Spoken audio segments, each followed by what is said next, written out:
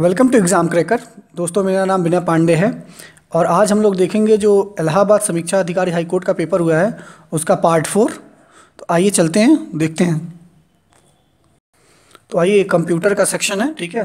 Computer का part जो है उसमें उसको देखते हैं। 176, निम्न में से कौन से गुण कंप्यूटर की स्थिति के अनुरूप लचीले व्यवहार को दर्शाते हैं? तो वो होती है वर्सटाइल, ठीक है, बहुकौशल, ठीक है। यहाँ देखिए लिखा है वर्सटाइल, ठीक है। आइए 177, निम्न में से किसे यूवी रोशनी में रखकर मिटाया जा सकता है?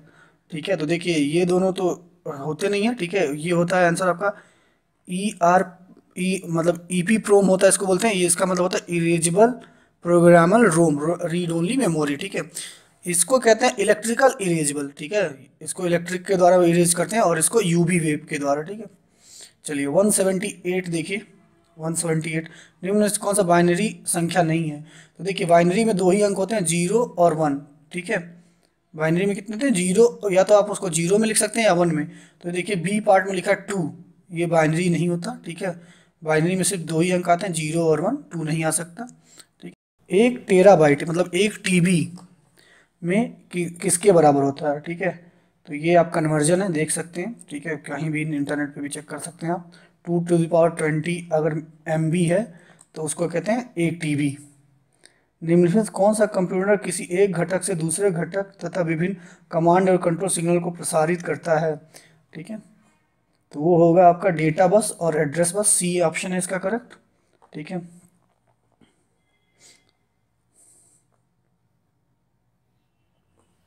चलिए, निम्न में से कौन सा यूनिवर्सल गेट आपको बताना है, ठीक है। यूनिवर्सल गेट, ठीक है, तो वो होता है आपका बी। नैंड और नार जो होते हैं यूनिवर्सल गेट बोलते हैं। क्यों यूनिवर्सल गेट बोलते हैं इनको? कि इन अगर ये दो गेट हमारे पास हों तो इनसे कोई भी और, बाकी हम एंड भी बना सकते हैं, और भी बना सकते हैं, एक्सॉर भी बना सकते हैं, एक्सनॉर भी बना सकते हैं। तो इसलिए इनको बोलते हैं यूनिवर्सल गेट, ठीक है। इनमें किस मेमोरी सबसे अधिक डेटा एक्सेस स्पीड होती है? तो याद रखिएगा cache memory. It is one of the fastest memory, ठीक है।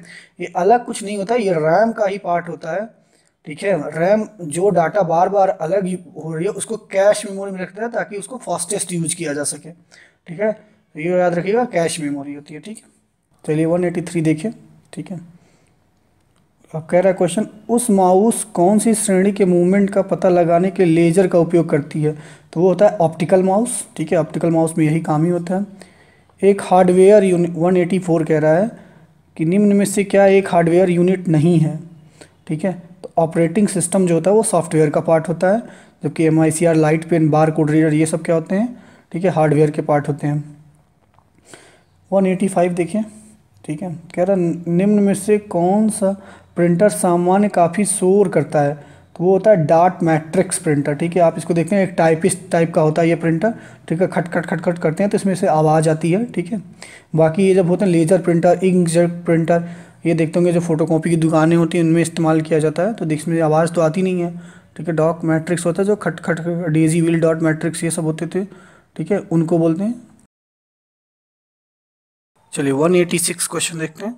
कंप्यूटर को चलाने के लिए मूलभूत आवश्यकता क्या है? तो इंटरनेट की बहुत ज़रूरत हमें नहीं पड़ेगी, लेकिन ऑपरेटिंग सिस्टम होना ही चाहिए, अदरवाइज कंप्यूटर ऑन ही नहीं होगा आपका। तो आंसर सी है इसका। Unix is A and Windows से, मतलब आपको इस क्वेश्चन में बताना है कि यूनिक्स किस टाइप का ऑपरेटिंग सिस्टम है और विंडोज़ 2007, ठीक है। देखिए आपके कंप्यूटर में विंडोज़ 2007 या विंडोज़ 2008 ही होगा, ठीक है। तो ये जो विंडोज़ 7 है ये सिंगल यूज़ होता है, ठीक है। तो ये ऑप्शन अगर सिर्फ विंडोज़ पता था तो आप क्लिक कर, लेकिन अगर आपको यूनिक्स के बारे में पता है तो नहीं, क्योंकि जो यूनिक्स होता है बहुउपयोगी करता भी होता है और मल्टीटास्किंग भी होता है। इस वजह से आप आंसर करेक्ट नहीं कर पाते, लेकिन विंडोज़ सिर्फ पता था तो आप आंसर कर सकते थे। तो इसका आंसर होगा बी, ठीक है। वही उपयोग करता और एकल उपयोग करता, ठीक है। चलिए अगले क्वेश्चन की तरफ चलिए, ठीक है। MS ऑफिस कौन सा नोटपैड जैसा है, मतलब नोटपैड के जैसा इनमें से कौन है वो बताना है। तो ये देखिए आसान सा क्वेश्चन है, इसका आंसर होगा बी, MS वर्ड, ठीक है। पावर पॉइंट हम लोग प्रेजेंटेशन के लिए इस्तेमाल करते हैं। एक्सेल हम लोग डॉक्यूमेंट यानी कुछ कह सकते हैं मार्केटिंग में यूज़ करते हैं, अकाउंटिंग में यूज़ करते हैं, ठीक है।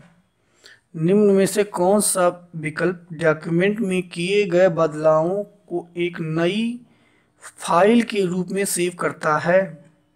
तो देखिए प्रिंट प्रीव्यू प्रिंट के लिए हम इस्तेमाल करते हैं, प्रिंट लेने से पहले जो हम प्रिंट प्रीव्यू करते हैं ताकि हमारा प्रिंट होने के बाद कैसा आएगा ये देखने के लिए प्रिंट प्रीव्यू करते हैं, तो ये ऑप्शन कट जाएगा। प्रिंट आपको बताया प्रिंट लेने के लिए, ठीक है। सेव और सेव एज दो ऑप्शन आपके पास अच्छे हैं, ठीक है। इनमें अगर आप देखें तो सेव करना हो अगर हमने किया तो हम एक नई फोल्डर नहीं बना पाएंगे, ठीक है, लेकिन हमें कह रहा है एक नई फाइल हमें चाहिए, तो उसके लिए हमें सेव एज करना होगा, ठीक है। 189D, ठीक है।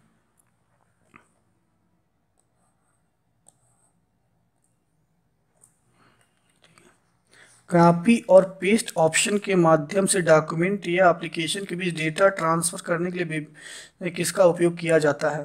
तो पैराग्राफ का नहीं करते हम लोग, क्लिप बोर्ड का करते हैं, ठीक है। जो आप कॉपी करते हैं वो सबसे पहले जाके क्लिप बोर्ड में सेव हो जाता है और फिर वहीं से आप उसको पेस्ट कर देते हैं, ठीक है। तो इसका आंसर होगा बी, ठीक है, 190 का बी।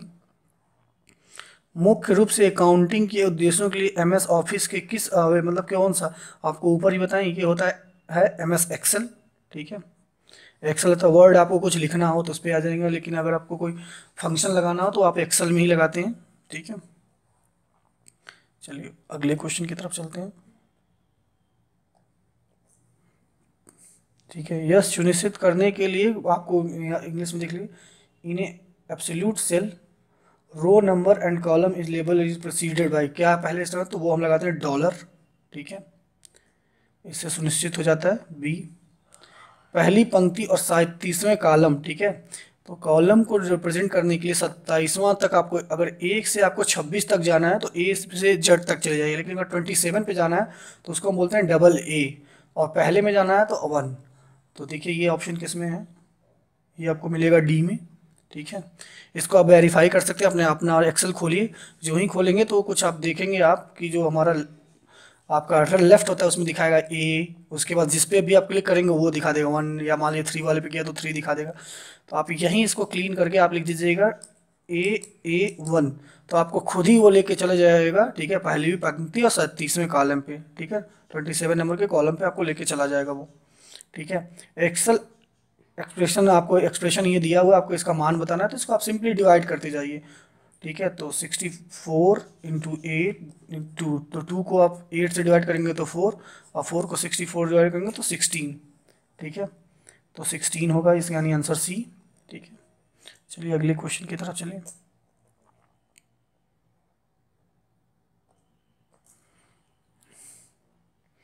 एक पावर पॉइंट प्रेजेंटेशन में किसका उपयोग मौखिक प्रेजेंटेशन के लिए किया जा सकता है?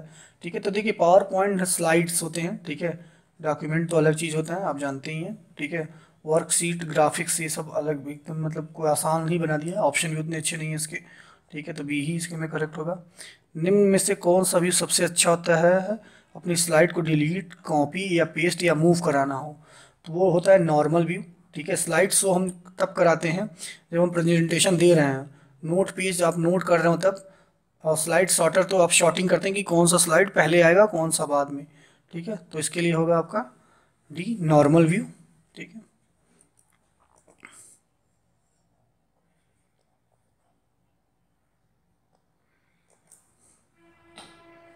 वीडियो चैटिंग या वीडियो कॉन्फ्रेंसिंग में उपयोग होने वाले छोटे कैमरे या डिजिटल कैमरा में से कौन सा है? ठीक है, तो देखिए उसको लाइट पेन आप जानते हैं अलग चीज़ होती है, MCR बार कोड रीडर होता है, ठीक है। तो वेब कैम या वेब कैमरा उसको बोलते हैं, ठीक है, जो लैपटॉप में ऊपर लगा भी रहता है, ठीक है। ये एक अच्छा क्वेश्चन है 198, ठीक है। इसको हम बताते हैं, ऊपर कर लेते हैं इसको स्लाइड को अपनी। चलिए क्लास सी, देखिए पहले तो आप ये देखिए क्लास सी के आईपी एड्रेस, आईपी पूछा है, मतलब होस्ट के लिए कितना होगा और सर्वर के लिए कितना होगा, तो वो होगा आपका बी, 24 बिट होता है आपका सर्वर के लिए और होस्ट के लिए 8 बिट, ठीक है। इसको आप याद रखिएगा हमेशा, ये एक इम्पॉर्टेंट क्वेश्चन है, ठीक है। निम्न में से किस डिवाइस हस्ताक्षर लिखित करने के लिए ग्राफिक्स, तो होता है ग्राफिक्स टैबलेट, ठीक है। इससे आप अपना सिग्नेचर कर सकते हैं, कुछ ग्राफिक्स बना सकते हैं, ठीक है। इसका काम इसी में, इसीलिए इसको यूज़ करते हैं हम ग्राफिक्स टैबलेट को, ठीक है। प्लॉटर होता है एक, जो प्रिंटर होता है बड़ा सा जो होता है उसको हम बोलते हैं प्लॉटर, ठीक है। जॉयस्टिक गेम में यूज़ होता है, माउस आप जानते ही हैं, ठीक है, कंप्यूटर में जो हम यूज़ करते हैं, ठीक है। तो इसका आंसर हो जाएगा ए, ग्राफिक्स, ठीक है, आखिरी क्वेश्चन की तरफ चलते हैं। निम्न में से कौन सा सेलफोन तकनीक, ठीक है, आपको चाहिए एटलीस्ट 100 मेगाबाइट मतलब 100 MB, ठीक है, से लेके 1 GB की स्पीड आपको चाहिए। ठीक है, तो आप खुद ही अंदाज़ा लगा सकते हैं कौन सा होगा कि मिनिमम स्पीड जो होनी चाहिए वो 100 MB और मैक्सिमम स्पीड आपकी चाहिए 1 GB। तो ये भारत में अभी कुछ दिन पहले ही लॉन्च हुआ है 4G। ठीक है, सिर्फ 4G में ही आपको इतनी स्पीड मिल पाएगी। ठीक है, तो देखिए ये रहा फोर्थ पार्ट। अब केवल लैंग्वेज के क्वेश्चन बचे हुए हैं। तो अगर आपको अभी तक हमारा वीडियो पसंद आया तो हमारे चैनल को सब्सक्राइब करिए, जो नीचे रेड कलर का बटन है, और इस वीडियो को तो लाइक करिए, क्योंकि आपने अगर आखिरी तक देखा है तो इस वीडियो को लाइक तो करना ही चाहिए आपको। अपने दोस्तों के बीच इसको शेयर भी करिए। और एक करेक्शन आप देख सकते हैं कि जो पार्ट थर्ड में, ठीक है, पार्ट थर्ड में एक क्वेश्चन है परफेक्ट स्क्वायर का, उसमें आंसर 9 ना हो के 8 होगा। मैंने जो कॉन्सेप्ट बताया उसी के हिसाब से आप देखिए 21 से लेके 28 तक स्क्वायर होंगे, वही आप आएंगे 800 से। ठीक है, तो याद रखिए उसका आंसर 8 होगा, जिसमें ऑप्शन होगा शायद सी में है वो। ठीक है, तो आप उसको एक बार देख लीजिएगा। ठीक है, अगर इस वीडियो में आप कुछ करेक्शन चाहते हैं या आपका कोई सुझाव हो तो नीचे कमेंट करके बताएं। आपकी कोई डिमांड है वो भी आप हमें बता सकते हैं। तो उम्मीद करते हैं आपको वीडियो पसंद आया होगा। Thank you for watching.